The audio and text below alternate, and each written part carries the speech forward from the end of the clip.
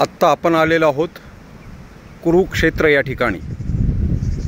हरियाणा राज्यामध्ये कुरुक्षेत्र या ठिकाणी हा सम्राट अशोककालीन प्राचीन बुद्धस्तूप आपण पाहत आहात। ब्रह्मसरोवराच्या अगदी जवळ हा 2300 वर्षापूर्वीचा मौर्यकालीन विटांनी बांधलेला हा प्राचीन बुद्धस्तूप या कुरुक्षेत्र ठिकाणी आजही बुद्ध धम्माचा इतिहास सांगत उभा आहे।